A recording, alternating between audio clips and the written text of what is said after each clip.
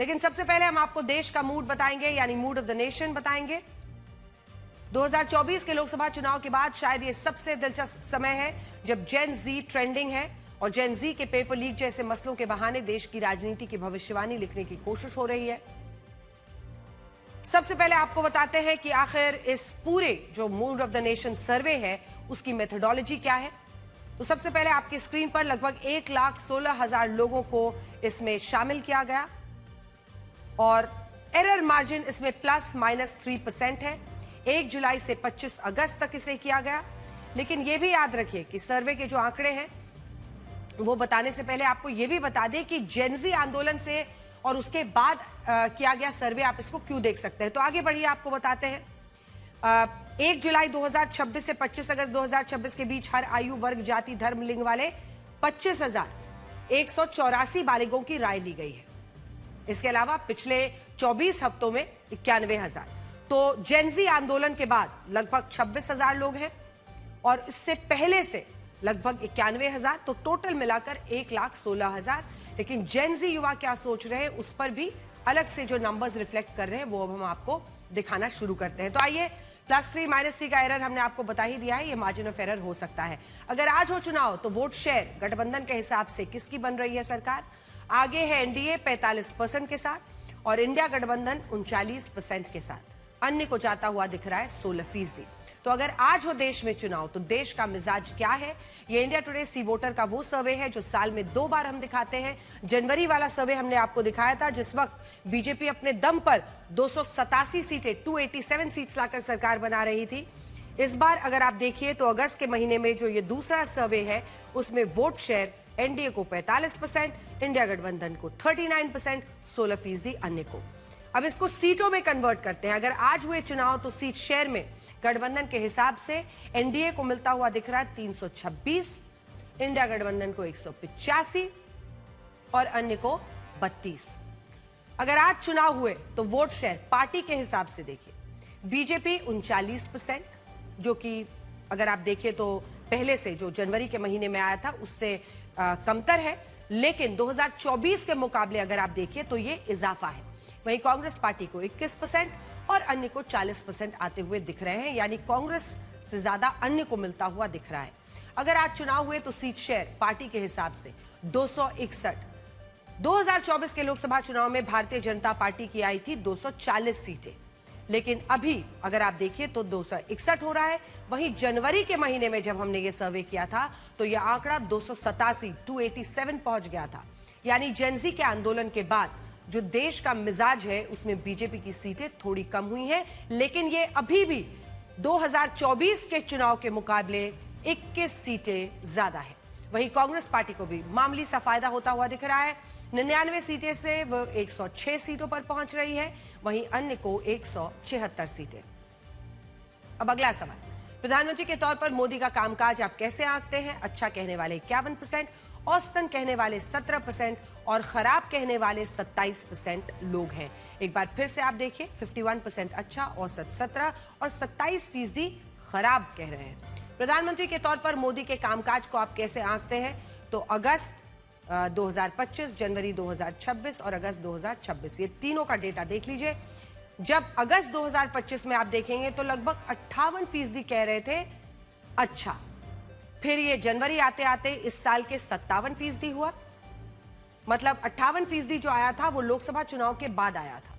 लेकिन अगस्त 2026 आते आते ये 51% हो गया है। वहीं औसत मानने वाले 13, 16, 17% हैं और खराब कहने वालों में 26 से 24% हो गया था जनवरी में, लेकिन फिर से वो 27% हो गया है। खैर, आगे बढ़ते हैं और सबसे बड़ी खबर आपको नेपाल में आई उस प्रलय के बारे में बताते हैं जिसका रहस्य बढ़ता जा रहा है और कई लोग इसे नेपाल फ्लड मिस्ट्री का नाम दे रहे हैं।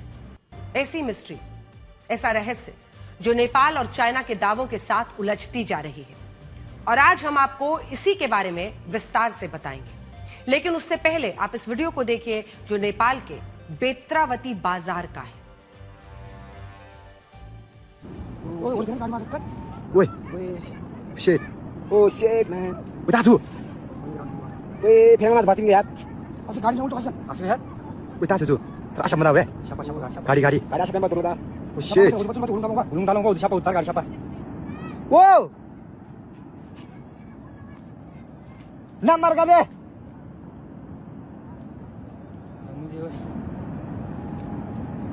Oh shit. Woi ना कोई मी है Oh shit. वो उस गाड़ी साथ म्यूजिक है उस गाड़ी यार जो यार जी उस गाड़ी ऐसे नाचना सुन रहे शिट Shit. बस तो यार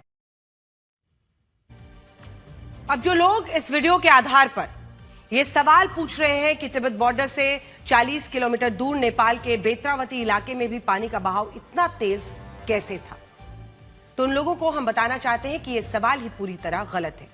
जब लाखों करोड़ों लीटर पानी अचानक नदियों में आता है तो वो कुछ दूर जाने के बाद रुक नहीं जाता है, वो उसी रफ्तार के साथ सैकड़ों किलोमीटर दूर तक नदियों में बहता है। और यहां नेपाल की प्रलय में भी ऐसा ही हुआ। नेपाल की सरकार क्या कह रही है? उनका कहना है कि यह प्रलय इतना भयानक था कि सिर्फ 30 मिनट के अंदर त्रिशूली नदी का जलस्तर करीब 9 मीटर बढ़ गया।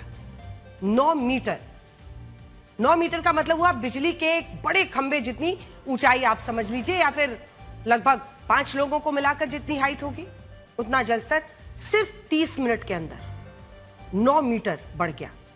इससे यह पता चलता है कि ये जो स्थिति है, ये जो सामान्य बाढ़ की घटना ये नहीं थी, बल्कि शायद नेपाल और तिब्बत के इतिहास की सबसे बड़ी प्रलय की घटना थी। और यही कारण है कि इस घटना को लेकर इस वक्त सबसे बड़ा सवाल यह पूछा जा रहा है कि आखिर चाइना को इसके बारे में कैसे पता नहीं चला, या चाइना ने नेपाल को समय रहते इसकी चेतावनी क्यों नहीं दी। इन आरोपों को लेकर आज काठमांडू में भी काफी हलचल रही और इसी हलचल के बीच चाइना और नेपाल की तरफ से अलग अलग दावे सामने आए हैं। जैसे नेपाल में चाइना के दूतावास ने कहा कि यह दावा पूरी तरह गलत है कि चाइना ने नेपाल को इस प्रलय की समय रहते जानकारी नहीं दी। चाइना ने इन आरोपों को भी गलत बताया है कि तिब्बत में किसी बांध के टूटने से यह प्रलय आई। चाइना यही कह रहा है कि 26 अगस्त की सुबह नेपाल की तरफ एक भूकंप आया था, जिसके कारण पहाड़ों में आइस एवलांच यानी बर्फ का तूफान पैदा हुआ और बाद में यह पहाड़ के मलबे के साथ मिलकर नदियों में समा गया और इसने एक प्रलय का रूप ले लिया। चाइना यह भी कह रहा है कि इस वक्त आरोप लगाने की नहीं बल्कि एक दूसरे का सहयोग करने की जरूरत है।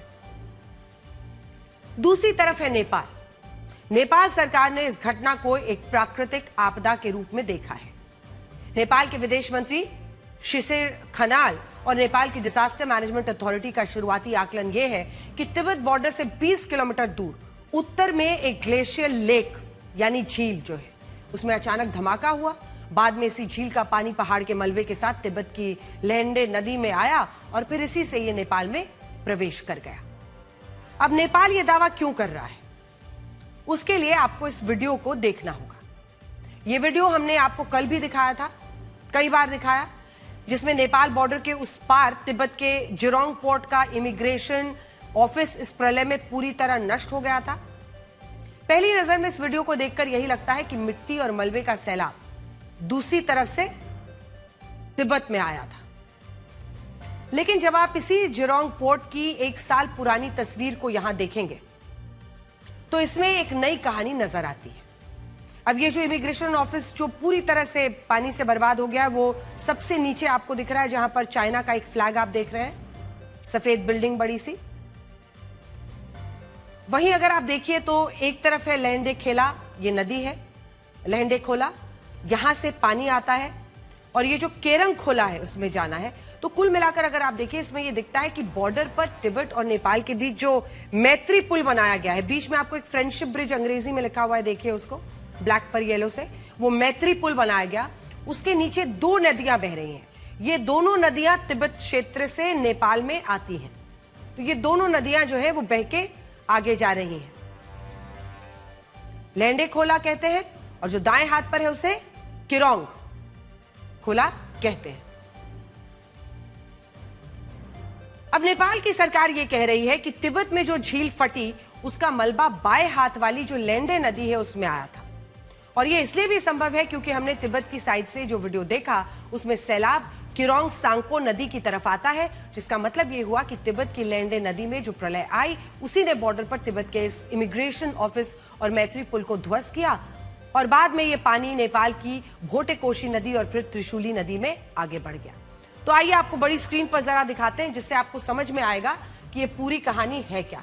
क्योंकि जब आप इस मैप पर देखेंगे तो ये तो सबसे पहले ये वाली जगह देखिए, ये दिख रहा है आपको, ये पुल है, ये वो मैत्री पुल है जिसमें आप इधर आप देख रहे हैं चाइना और इधर नेपाल। तो ये वो मैत्री ब्रिज है जिसको आप देख रहे हैं, जो दोनों देशों के बीच में बनाया गया है। ये वाला पुल वाला एरिया है। अब ये दो नदियां हैं। अब ये दो नदियों में एक है लेंडे खोला, यहां से पानी आया और ये जो है यहीं से पानी, जब आप इस वीडियो को भी देखेंगे, हम कुछ देर में आपको वीडियो दिखाएंगे, जब आप इस वीडियो को देखेंगे तो ये पानी एक तरफ से आता हुआ पूरी बिल्डिंग की तरफ जा रहा है। तो ये जो पानी का बहाव है वो ऐसे आता है और ऐसे करके इस पूरे बिल्डिंग की तरफ जाता है। दूसरी नदी जो आप देख रहे हैं ये केरंग खोला नदी है। अब ये चाइना है और यहीं पर ये पूरी बिल्डिंग जो कहती है। तो आप इससे समझ रहे हैं, ये जो इमिग्रेशन चेक पोस्ट जो आपको दिख रहा है, जो हमने आपको कल भी दिखाया था, वो इमिग्रेशन चेक पोस्ट जिस पर ये आ रहा है, इसमें आप देखिए ये जो आप देख रहे हैं बहाव पानी का, ये जो पूरा इलाका आप देख रहे हैं, यहाँ पर ये जो पानी का बहाव आपको दिख रहा है, यहाँ पे दिख रहा है, ये वाले पूरे इलाके में दिख रहा है, ये इधर से जो ये लेंडे खोला नदी है उसी से ये पानी आता है और फिर चेक पोस्ट इमिग्रेशन ऑफिस को पूरी तरह से बहा ले जाता है। तो एक बार ये वीडियो भी आपको दिखा देंगे, ये देखिए। अब जब आप इस वीडियो को देखेंगे तो देखिएगा बाईं तरफ से, इस तरफ से जिधर लेंडे खोला नदी है, ये देखिए इधर से ये पानी आता है और इन्हीं तस्वीरों के आधार पर नेपाल का ऐसा अनुमान है कि ये प्रलय चाइना के तिब्बत की तरफ से आई, जबकि चाइना ये कह रहा है कि चाइना ये कह रहा है अपनी तरफ से कि नेपाल के सीमावर्ती इलाकों में भूकंप आया था, इसलिए ये पूरी घटना घटी है।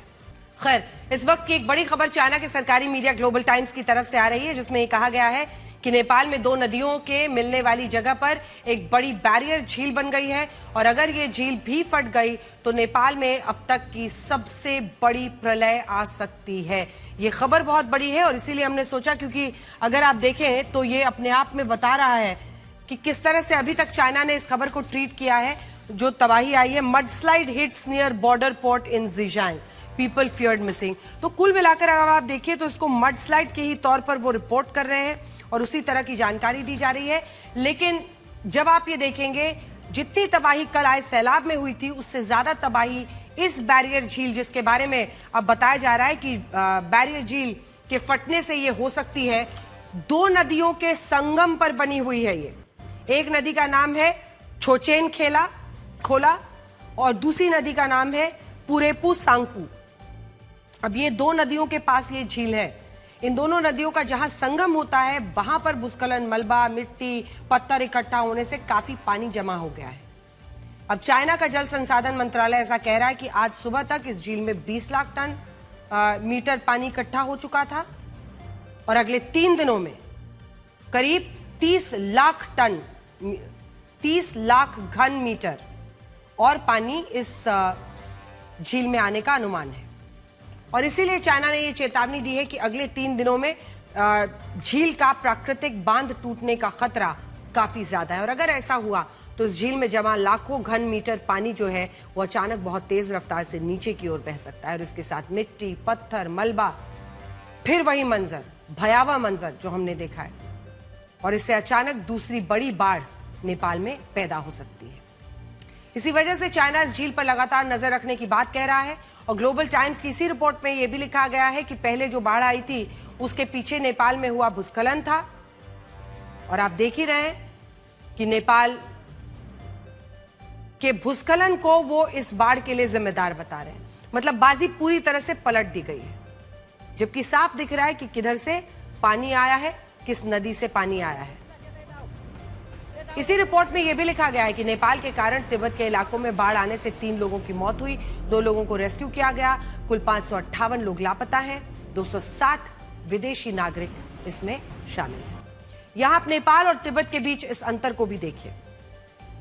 तिब्बत कह रहा है कि इस भयानक बाढ़ में उसके सिर्फ 3 लोगों की जान गई, जबकि नेपाल में आज शाम तक 359 लोगों की मौत की पुष्टि हो चुकी है। यानी नेपाल में मौतों का आंकड़ा तिब्बत से 120 गुना ज्यादा है। इसी तरह तिब्बत में 558 लोग लापता हैं, जबकि नेपाल में वहां की सरकार के मुताबिक 826 लोग लापता हैं। नेपाल के कई अखबारों का यह भी अनुमान है कि लापता हुए लोगों की संख्या 1,500 तक पहुंच सकती है, लेकिन चाइना के तिब्बत से लापता हुए लोगों के बारे में ज्यादा जानकारी नहीं आ रही। तिब्बत ने अभी सिर्फ इतना ही बताया है कि उसके यहां लापता हुए लोगों में 260 विदेशी नागरिक हैं, जबकि नेपाल की सरकार का कहना है कि उसके यहां लापता हुए लोगों में 590 विदेशी नागरिक पर्यटक शामिल हैं। इनमें भी ऐसे भारतीयों की संख्या ज्यादा है जो कैलाश मानसरोवर जी की यात्रा पर जा रहे थे। भारत के विदेश मंत्रालय के मुताबिक इस प्रलय में लापता हुए 73 लोग त्रिशूली नदी के पार प्रोजेक्ट में काम कर रहे थे। 37 लोगों का एक समूह तमिलनाडु का रहने वाला है और यह कैलाश मानसरोवर जी की यात्रा पर था। 49 लोगों का 49 पीपल का एक और समूह तमिलनाडु राज्य से है और ये लोग भी कैलाश मानसरोवर जी की यात्रा पर थे। 32 लोग पश्चिम बंगाल से हैं और ये भी कैलाश मानसरोवर जी की यात्रा पर थे और नेपाल तिब्बत की सीमा पर पहुंच चुके थे, जबकि 61 लोग भारत के अलग अलग राज्यों से हैं और 33 लोग केरलम से। हालांकि इस वक्त का बड़ा अपडेट यह है कि भारत के अब भी 290 लोग लापता हैं और जो भारतीय त्रिशूली पावर प्रोजेक्ट में काम कर रहे थे उनमें 63 लोगों को सुरक्षित बचा लिया गया है। सुनिए। 5 समूह, मोटा मोटा समूह ये है जो कि 288 का जो मैंने आंकड़ा दिया उसमें बैठते हैं। इसके अलावा चीनी, जो कि कैलाश मानसरोवर यात्रा के लिए चीन में जाना पड़ता है, तो वहाँ भी कई एक लोग हैं जो वहाँ पर अभी चूँकि इतना बड़ा त्रासदी हुआ है, डिजास्टर हुआ है, तो लोग वहाँ पर फंसे हुए हैं। करीबन 200 का आंकड़ा है। हमारी एम्बेसी वहाँ के सरकार से, स्थानीय इकाइयों से बातचीत कर रही है कि किस प्रकार से उसको वहाँ से निकाला जाए। इसमें से 200 लोग जो हैं उसमें से 95 लोग दार्चुन शहर की तरफ वहाँ से हिल्सा पार करके नेपाल में आने की कोशिश कर रहे हैं। 4 लोग जिलोंग शहर में, 30 लोग जुटुलपुक जो कि सागा की तरफ आ रहे हैं, एक और शहर है, और 60 से 70 लोग जो हैं सागा की तरफ आ रहे हैं। अब ये देखिए कि इस प्रलय ने नेपाल को आर्थिक रूप से कितना बड़ा नुकसान पहुंचाया है। इससे नेपाल की अर्थव्यवस्था कितने साल पीछे जा सकती है। इस पूरी घटना में नेपाल की करीब 748 मेगावाट बिजली उत्पादन क्षमता प्रभावित हो गई है। यह नेपाल की कुल बिजली उत्पादन क्षमता का लगभग 17% है। इसी प्रलय में नेपाल के 9 ऐसे हाइड्रो पावर प्रोजेक्ट्स क्षतिग्रस्त हुए हैं जो ऑपरेशनल थे, यानी चालू थे, जबकि 5 निर्माणाधीन हाइड्रो पावर प्रोजेक्ट्स भी प्रभावित हुए हैं। कुल क्षमता 390 मेगावाट थी। पानी के तेज बहाव और मलबे के कारण नेपाल में 25 मेगावाट का एक सोलर प्लांट प्रभावित हुआ है। नुकसान बहुत हुआ है। यह भारत के लिहाज से भी अहम है क्योंकि गर्मियों और मानसून के वक्त नेपाल भारत को बिजली का निर्यात करता है और सर्दियों में भारत नेपाल को बिजली का निर्यात करता है। इस बाढ़ में नेपाल चाइना का सबसे बड़ा ट्रेड रूट बंद हो गया है, जहां से दोनों देशों के बीच 30% का व्यापार होता था। यानी आने वाले दिनों में इससे नेपाल की मुश्किलें और बढ़ेंगी। देश के रक्षा मंत्रालय ने कुछ ऐसा कर दिया है कि अब से आने वाले किसी भी युद्ध में अगर हमें लंबी लड़ाई लड़नी पड़ी तो मिसाइलों की कमी ना हो। भारतीय सेना की अमेरिकी सेना की तरह युद्ध के दौरान मिसाइलों की कमी से जूझना नहीं होगा। रक्षा मंत्रालय ने भारतीय सेनाओं की जरूरत को देखते हुए एक बड़ा फैसला लिया है। अब से जिन मिसाइलों को डीआरडीओ ने विकसित किया है उसकी तकनीक जो है वो हम डिफेंस सेक्टर की कुछ प्राइवेट, जो भारतीय इंडियन प्राइवेट कंपनीज है, उनसे साझा की जाएगी। ये भारतीय कंपनियां इस तकनीक से भारतीय सेना के लिए मिसाइलें तैयार करेंगी। रक्षा मंत्रालय के इस कदम से आने वाले वक्त में देश के अंदर बड़े पैमाने पर मिसाइलें बनाई जा सकेंगी, जिसका फायदा भारतीय सेना को होगा। अब डीआरडीओ को यह अनुमति मिल गई है कि वो अपनी तकनीक, जो उसकी टेक्नोलॉजी है, टॉप एंड टेक्नोलॉजी, वो कुछ ऐसे प्राइवेट प्लेयर्स को दें जो उसके मुताबिक मिसाइल बनाने में सक्षम हो। इससे भारतीय तकनीक भारत में ही रहेगी और डिफेंस सेक्टर की भारतीय कंपनियां हथियारों के क्षेत्र में देश को आत्मनिर्भर बनाने की दिशा में आगे बढ़ेंगी। डिफेंस एक्सपर्ट्स का मानना है कि फिलहाल डीआरडीओ पारंपरिक मिसाइल्स की तकनीक और निर्माण ही प्राइवेट हाथों में देगा, क्योंकि युद्ध में इनका इस्तेमाल सबसे ज्यादा होता है। उदाहरण के तौर पर जैसे प्रलय, अस्त्र, रुद्रम, निर्भय, हेलेना, ध्रुवास्त्र, आकाश एनजी, ये पारंपरिक मिसाइलें हैं जिनमें जमीन से जमीन पर हमला करने वाली, आकाश से जमीन पर हमला करने वाली एंटी रेडार और एंटी बैंक, एंटी टैंक मिसाइलें हैं। अभी तक मिसाइल बनाने में मुख्य भूमिका सरकारी कंपनियों की रही है। इनमें Bharat dynamics limited, Hindustan aeronautics limited और भारत इलेक्ट्रॉनिक्स लिमिटेड जैसे सरकारी कंपनियां हैं। डीआरडीओ जिन मिसाइलों का डिजाइन और तकनीक विकसित करता है, उसमें अलग अलग कंपनियां अलग अलग चीजें बनाती थी। फिर इन सरकारी कंपनियों ने सभी पार्ट्स को जोड़कर एक पूरा मिसाइल सिस्टम तैयार किया जाता। लेकिन अब डीआरडीओ अपने मापदंडों पर खरी उतरने वाली प्राइवेट कंपनीज को पूरी तकनीक देगा और कंपनियां पूरा मिसाइल सिस्टम तैयार करेंगी। फिलहाल जो जानकारी मिली है उसके मुताबिक एक कंपनी को कोई एक मिसाइल सिस्टम की तकनीक ही दी जाएगी ताकि तकनीक के लीक होने से बचाया जा सके। रक्षा मंत्रालय के इस कदम का फायदा सिर्फ डिफेंस सेक्टर की बड़ी कंपनीज को ही नहीं मिलेगा, बल्कि छोटे छोटे कंपोनेंट्स बनाने वाली जो छोटी डिफेंस कंपनियां हैं जो रक्षा क्षेत्र में काम करती है उनको फायदा मिलेगा। भारतीय डिफेंस कंपनीज को इससे एक और फायदा मिलेगा, वो मिसाइल्स का निर्माण करने के साथ साथ निर्यात भी कर पाएंगी। लेकिन मिसाइलें किस देश को बेचनी है, ये फैसला कंपनियां नहीं सरकार लेगी। ये वैसी ही व्यवस्था होगी जैसे अमेरिकी डिफेंस कंपनीज को अपने हथियार बेचने के लिए अमेरिकी सरकार की अनुमति लेनी होती है, किस देश को कितना बेचना है।